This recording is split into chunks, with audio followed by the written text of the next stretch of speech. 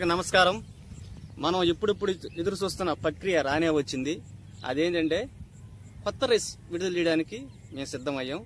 రేపు సాయంత్రం ఒక బ్యాగ్ తీసి మా ఇలవేలుపు జొన్నవాడ కామాక్షమ్మ గారికి ఒక రైస్ ఆడిచ్చి ఒక రైస్ ఆమెకి సమర్పించుకుంటాం. తర్వాత సోమవారం నుంచి కొత్త రైస్ విడుదల చేయడం జరుగుతోంది. మనం 8 నెలలు పట్టింది రైస్ విడుదల కావడానికి. 4 నెలలు పంట, 4 నెలలు స్టోరేజ్ చేయడం జరుగుతుంది. 4 నెలలు సరిపోతుంది, ఎందుకంటే ముందుగా ఆడిస్తే కొంచెం సంగటి అవుతుంది కాబట్టి 4 నెలలు అయితే నీట్గా బియ్యం బాగా రైస్ బాగా నీట్గా వస్తుంది.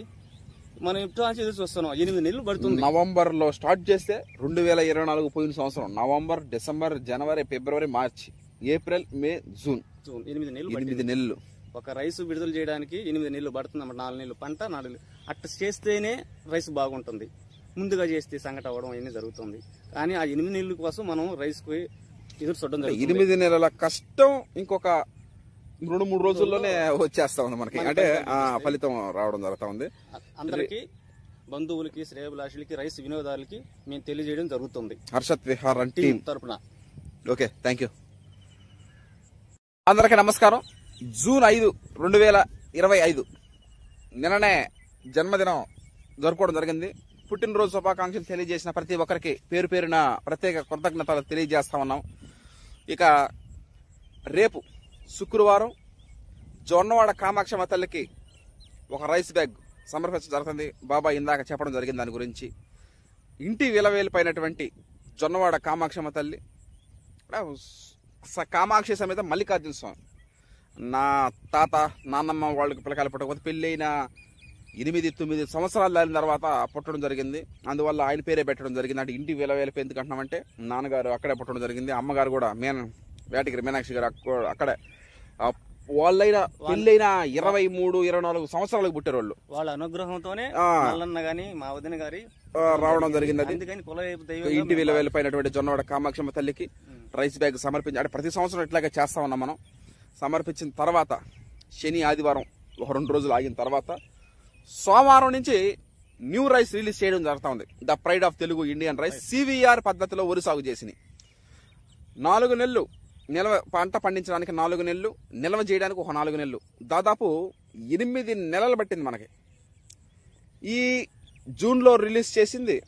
వచ్చే సంవత్సరం జూన్ దాకా మనకి ఇబ్బంది లేదు, ఎందుకంటే ప్రతి ఒక్క గింజ స్టోరేజ్ చేయడం జరిగింది. ప్రతి గింజను కూడా 14% తేమ తీసుకురావడం జరిగింది. అది పంట పండించడం వేరు, అక్కడికి అయిపోద్ది రైతు పాత్ర, అక్కడికి అయిపోద్ది పంట పండించిన తర్వాత మనకు అక్కడి నుంచి మొదలవుతుంది. ఏది ఎండబెట్టడం, ఆరబెట్టడం, దాంట్లో ఉన్నటువంటి తేమ, ధాన్యపు గింజలో ఉన్నటువంటి తేమ 14% తీసుకురా, అంటే సీడ్ పర్పస్ కోసం పంపించాం మనం. సీడ్ పర్పస్ కైనా లేకపోతే రైస్ పర్పస్ కైనా ఏ పర్పస్ కైనా సరే 14% తేమ ఉండాలా. ఆ విధంగా దాన్ని తీసుకురావడం జరిగింది.